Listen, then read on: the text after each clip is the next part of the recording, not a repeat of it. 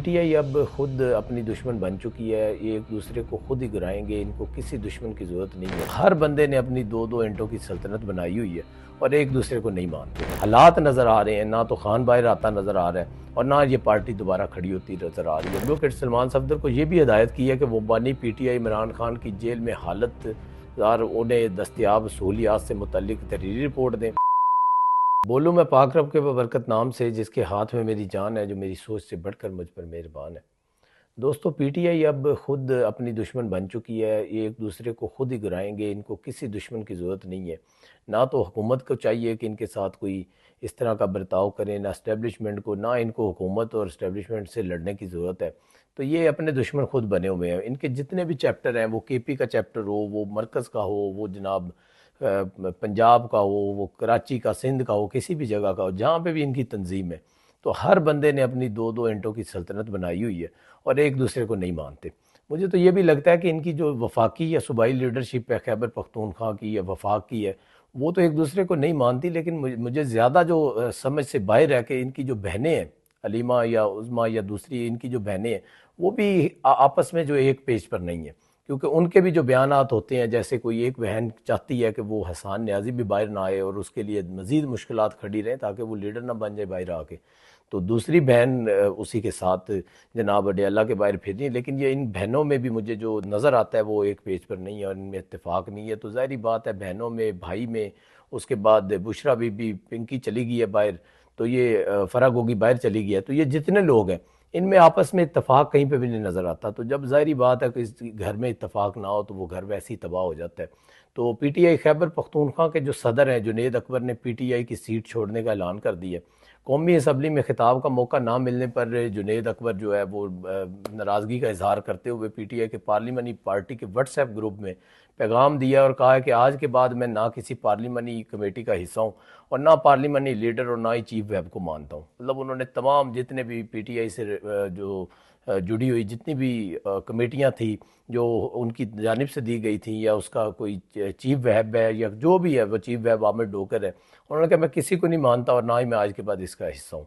तो उन्होंने कहा कि मुझे पिछले रमज़ान के बाद और बजट में फ्लोर पर बात करने का मौका मिला। जुनेद अकबर ने यह भी कहा कि हर बात पर रोज़ाना चंद लोगों को बात करने का मौका मिलता है। उन्होंने सवाल किया कि चीफ वेब कौन होता है कि रोज़ाना फैसले करे, मतलब कि आमिर डोगर के ऊपर उन्होंने सवालिया निशान उठाया कि चीफ वेब कौन होता है कि वो रोज़ाना बताए कि किसने बात करनी है किसने नहीं करनी। जुनेद अकबर ने यह भी कहा कि हमारी शराफत को गलत समझा जा रहा है और मेरे अपने लोग दरबारी हैं। मतलब उन्होंने जो चीफ वेब है आमिर डोगर साहब और बाकी लोगों को कहा है कि ये सब दरबारी हैं, ये नहीं चाहते क्योंकि मैं सख्त बोलता हूँ कि मैं सख्त बोलता हूँ, और ये नहीं चाहते कि मैं सख्त बोलूँ और ख़ान की रिहाई के लिए बात करूँ या कोई ऐसी बात कर दूँ जो हुकूमत के लिए चैलेंज बन जाए, तो ये नहीं चाहते। तो ये हमारे अपने लोग दरबारी हैं। तो जुनेद अकबर ने यह भी कहा कि स्पीकर को ख़त लिखूँगा और मुझे पीटीआई से अलग नशिस्त जो दी जाए, मतलब उससे अपनी सीट भी अलग करने का उन्होंने फैसला कर लिया। चीफ वेब आमिर डोगर है और जुनेद अकबर आमिर डोगर पर भड़क रहे हैं। मतलब उन्होंने बुरी तरह जो एक ऑडियो मैसेज लीक हुआ और पार्टी छोड़ने का ऐलान कर रहा है, ये ऑडियो लीक हुई और बाद में इसकी तस्दीक खुद जुनेद अकबर ने की है।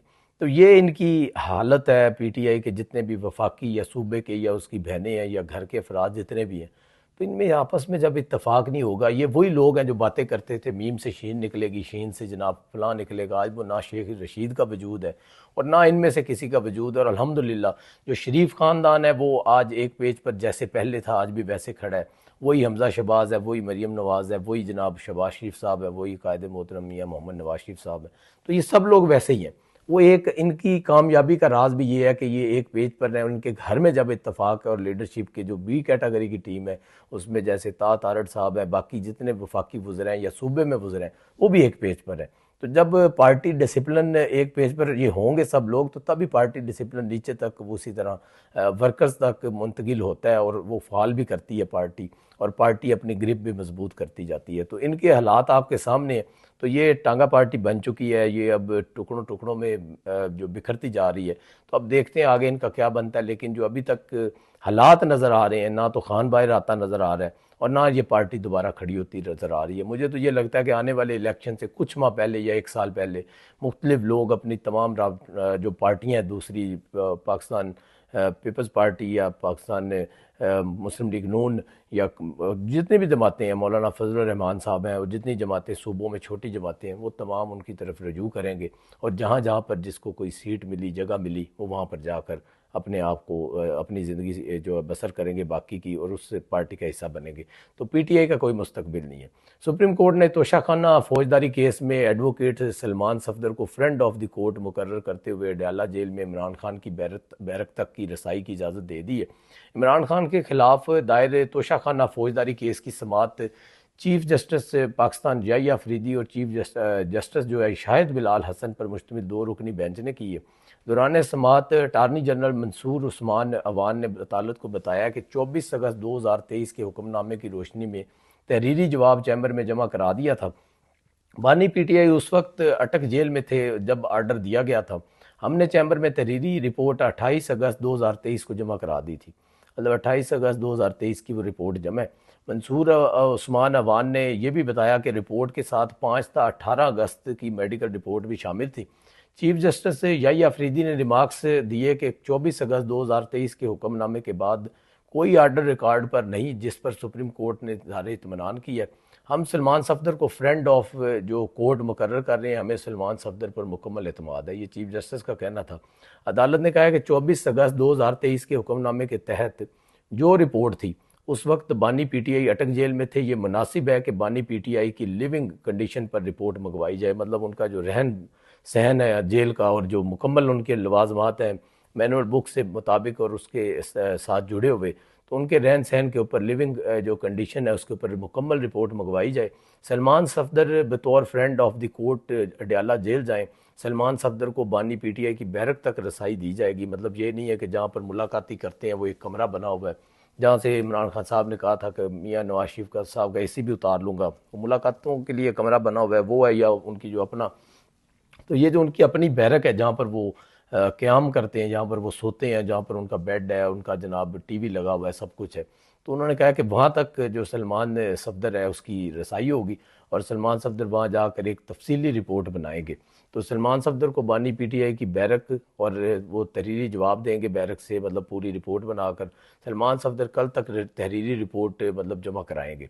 तो सुप्रीम कोर्ट ने एडवोकेट सलमान सफदर को ये भी हिदायत की है कि वो बानी पीटीआई इमरान खान की जेल में हालत और उन्हें दस्तियाब सहूलियात से मुतल्लिक तहरीरी रिपोर्ट दें। अदालत ने साथ में ये भी कह दिया है कि जब वो वहाँ पर जाते हैं सलमान सफदर, अगर उनको कोई दिक्कत पेश आती है या वहाँ पर रुकावट होती है और उनकी मुलाकात नहीं करवाई जाती, तो कोई मसला होता है, तो वो चीफ जस्टिस ऑफिस से रजू कर सकते हैं। मतलब उनको पूरा उन्होंने ये आगाह किया कि अगर आप वहाँ जाएं और आपका राब्ता नहीं होता या आपका वहाँ पर नाम नहीं है या आपके साथ कोई सलूक अच्छा नहीं होता, तो फिर आप जो चीफ जस्टिस का ऑफिस है उसके नंबर पर रब्ता कर सकते हैं। तो दूसरी तरफ दोस्तों, T20 वर्ल्ड कप में पाक भारत मैच के इनेकाद के फैसले से ICC के 174 मिलियन डॉलर्स बच गए। नुकसान का तखमीना ब्रॉडकास्ट गेट मनी और दीगर स्पॉन्सरशिप की मद में लगाया गया। पाक भारत मैच की बहाली के फैसले के बाद फौरी तौर पर मुंबई और कोलंबो के एयर टिकट में इजाफा देखा गया।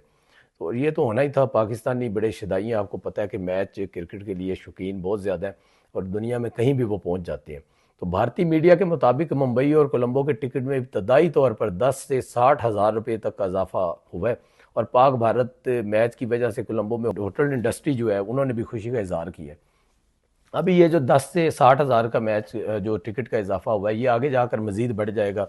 मेरे ख्याल में ये इजाफा जो 60 हज़ार से भी तजावज़ करके ये 1 लाख 1.5 लाख तक चला जाएगा और होटल इंडस्ट्री ज़ाहिर बात है उनके भी रेट्स बढ़ जाएंगे। इससे कबल आपको पता है कि पाकिस्तान की जानिब से मैच के बाइकाट के बाद होटल की बुकिंग मनसूख करने के लिए लोग राब्ते कर रहे थे, जबकि कई क्रिकेट शायकीन पाक भारत मैच के टिकटों की रीफंडिंग की पॉलिसी के हवाले से मालूमात हासिल कर रहे थे। मतलब लोगों ने पहले से अपनी बुकिंग करवाई हुई थी, होटल्स के लिए भी राब्ते कर रहे थे, जबकि कई क्रिकेट शायकीन पाक भारत मैच के टिकटों की रीफंडिंग की पॉलिसी के हवाले से मालूमात हासिल कर रहे थे। मतलब लोगों ने पहले से अपनी बुकिंग करवाई हुई थी, होटल्स के लिए भी, टिकट्स के लिए भी, और उसके बाद जो है होटल बुकिंग के लिए और टिकट्स तमाम अपनी बुकिंग्स करवाई हुई थी। अब वो रीफंडिंग और जो टिकट्स थी उसको आगे जो रीफंड करने के लिए अपनी कोशिशें कर रहे थे। वाज़ेह रहे कि हुकूमत पाकिस्तान ने कौमी क्रिकेट टीम को T20 वर्ल्ड कप 2026 में भारत के खिलाफ मैच खेलने की इजाज़त दे दी है। ये आपको मेरे ख्याल में पता चल गया होगा सबको। तो दूसरी तरफ ये भी है कि वज़ीर आज़म शहबाज शरीफ ने ऐलान किया है पाकिस्तान 2030 तक एआई पर $1 अरब खर्च करेगा। तो $1 अरब ये मेरे ख्याल में ये भी कम है, ज़्यादा खर्च करना चाहिए। एआई का दौर है, पूरी दुनिया आगे निकल चुकी है। तो इंडस एआई वीक की इफ्तिताई तकरीब से खिताब में वज़ीर आज़म ने कहा कि आज पाकिस्तान मसनूई ज़हानत के मैदान में दुनिया के शाना बशाना चलने के लिए पुरअज़्म और मुकम्मल तौर पर तैयार है। उन्होंने ये भी कहा है कि एआई के फ़वाइद और चैलेंजेस दोनों हैं। नौजवानों को जदीद इल्म और महारतों से रास्ता करना वक्त की ज़रूरत है। ये उन्होंने तकरीब से खिताब करते हुए ये बातें की हैं तमाम। तो पाकिस्तान मुस्लिम लीग नून के जो सदर हैं कायद मियाँ मोहम्मद नवाज शरीफ और वज़ीर आला पंजाब मरीम नवाज शरीफ से ब्रिटिश हाई कमीशन जेन मैरियट की मुलाकात हुई है। बाहमी दिलचस्पी के अमूर और इलाकाई सूरत हाल पर तबादला ख्याल किया गया। ब्रिटिश हाई कमीशन ने सदर मुस्लिम लीग नून मियाँ मोहम्मद नवाज शरीफ की पाकिस्तान के लिए ग्रां कदर खिदमात को सराहा है। ये खिदमात को उन्होंने क्या सराहा है, पूरी दुनिया सराह रही है। और आज पाकिस्तान का हर बंदा ये मान चुका है कि जितनी डेवलपमेंट और जितना इंफ्रास्ट्रक्चर तरक्याती काम और पाकिस्तान मुआशी हालात में मतलब आगे बढ़ा है, जब भी बढ़ा है, तो तब मियाँ मोहम्मद नवाज शरीफ का दौर था। तो ब्रिटिश हाई कमीशन जेन मैरियट ने वज़ीर आला पंजाब मरीम नवाज शरीफ के जारी मनसूबों को काबिल तहसीन करार दिया।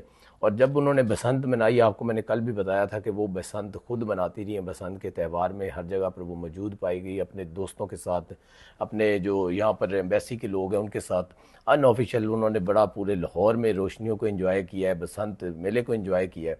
तो उन्होंने लाहौर में जो बसंत के त्यौहार पर इज़हार मसरत का इज़हार किया है। तो ये भी एक बड़ा अच्छा साइन है। आपको बताया कि और बहुत सारे एम्बेसडर्स जो इस्लामाबाद से लाहौर गए थे और उन्होंने अंदरून लाहौर का भी विज़िट किया और बसंत को भी इंजॉय किया है। तो ये एक जो एक्टिविटी हुई है बसंत वाली, ये आप देखिएगा जो अगले साल मेरे ख्याल में जब बसंत का अनाउंस किया जाएगा तो बसंत की प्रॉपर एक और मजबूत तरीके से पॉलिसी बनाई जाएगी। तो बसंत के लिए अगले साल बैरून मुल्क से मेरे ख्याल में जो ओवरसीज़ पाकिस्तानी है वो कम से कम भी 5 से 10 लाख लोग पाकिस्तान आएंगे।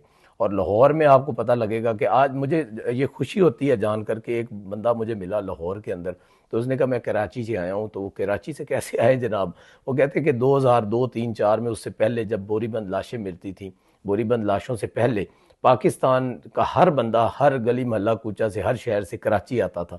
लेकिन अब बदकिस्मती है हमारी कि सिंध के अंदर जो पीपल्स पार्टी ने कराची की हालत की है या एमक्यूएम ने पहले की है, उसके बाद से कराची आज तक खड़ा नहीं हो पाया। जबकि आपको पता है कि वहाँ पर जो हब है कराची पाकिस्तान का, जिस तरह से वहाँ पर तिजारत होती है, जो तमाम तिजारत का हब पाकिस्तान है, तो कराची की रोशनियाँ जो है वो ख़त्म किसने की हैं? वो एमक्यूएम ने की हैं या फिर वो पीपल्स पार्टी ने की हैं? क्योंकि सूबा पंजाब के अंदर तो आप देखें तो फिर भी इक़्तिदार बीच में आता जाता रहा है और दरमियान में ऐसे लोग जो पपिट थे वो लाकर बिठाए गए जिनसे पंजाब को डीरेल किया गया, पंजाब को पीछे धकेला गया।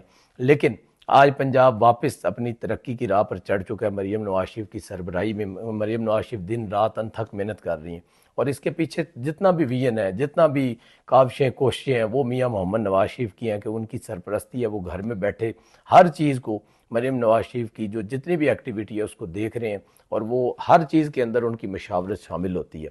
तो अल्लाह करे कि कराची की रोशनियाँ भी बहाल हों और कराची में भी लोग जो अमन से रह सकें, वहाँ पर कोई भी जाए तो अपने आप को महफूज जो तसव्वुर करे।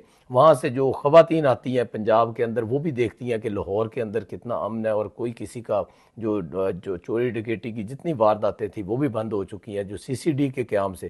तो मरीम नवाज शरीफ हर दिन हर दम कोशां पंजाब के लिए इस तरह मेहनत कर रही हैं कि पंजाब मेरे ख्याल में आने वाले कुछ 2 सालों में पंजाब दुनिया में माना जाएगा। अभी भी यूरोप बन चुका है, आपको पता है कि लाहौर भी यूरोप बन चुका है और बाकी जो बैकवर्ड इलाके हैं, आप राजनपुर चले जाएं, लिया चले जाएं, मुल्तान चले जाएं, जितने भी पंजाब के दूसरे इलाके बहावल नगर चले जाएं, वहाँ पर इतने तरक्याती काम जो इतनी डेवलपमेंट पहले कभी नहीं हुई जितनी अभी 2 साल में हो चुकी है। तो अभी तो 3 साल बाकी हैं, तो अभी बहुत कुछ होना है। तो पंजाब पूरी दुनिया में अपने आप को मनवा रहा है और मनवा चुका है। तो इंशाल्लाह आने वाले वक्त में पंजाब जो पाकिस्तान के अंदर हर बच्चा कहेगा कि मरीम नवाज शरीफ हमें दे दें किसी दूसरे सूबे को, और वहाँ पर जो कुछ 10, 15, 20% भी तरक्की हो जाए तो चलो कोई उन्होंने मूँह मत्था निकलिया वे। कराची दे विच जाके हमें लगता है कि असी 100 साल पीछे चले गए हैं पंजाब तो जबकि कराची एक ऐसा शहर था कि जिसे रोशनियों का शहर कहा जाता था। आज वो जो है उसका दहशतगर्दी का शहर बना हुआ है। आज वहाँ पर लॉ एंड ऑर्डर की कोई सिचुएशन नहीं है, और वहाँ पर कोई बंदा भी यहाँ से जाकर अपने आप को महफूज तसव्वुर नहीं करता। कोई बंदा रोड पर खड़े होकर फ़ोन नहीं सुन सकता, कोई किसी जगह पे मार्केट में इस तरह से नहीं फिर सकता कि उसके पास कैश हो और वो कहे कि मैं शॉपिंग कर लूँ। तो ये कराची के हालात है। तो अल्लाह करे कि कराची की जो हुकूमत है, जो सिंध की हुकूमत है, उसको भी होश के नाखून लेने चाहिए और उनको कराची के लिए फ़िक्रमंद होना चाहिए, काम करना चाहिए। दिन दोगुनी रात चौगुनी कराची तरक्की करे, सिंध तरक्की करे। ज़ाहिरी बात है, जब कराची, सिंध, कोई भी शहर पाकिस्तान का, गली मोहल्ला, कोई भी चीज़ तरक्की करेगी तो वो पाकिस्तान तरक्की करेगा। जब पाकिस्तान तरक्की करेगा तो मरीम नवाज शरीफ को भी उतना ही तस्कीन मिलेगा जिस तरह उसको पंजाब के अंदर, लाहौर या पंजाब के किसी भी शहर में काम करके सुकून मिलता है। तो उनको कोई किसी के साथ उनका कंपटीशन नहीं है। वो चाहती हैं कि पूरे पाकिस्तान का हर सूबा जो है वो तरक्की करे और इसी तरह एक दूसरे के साथ दौड़ लगाएं और पाकिस्तान को दिन दोगुनी रात चौगुनी तरक्की दिलवाएं। तो कल तक के लिए दोस्तों इजाज़त दीजिए, कल फिर मुलाकात होगी। अल्लाह ने के बाद।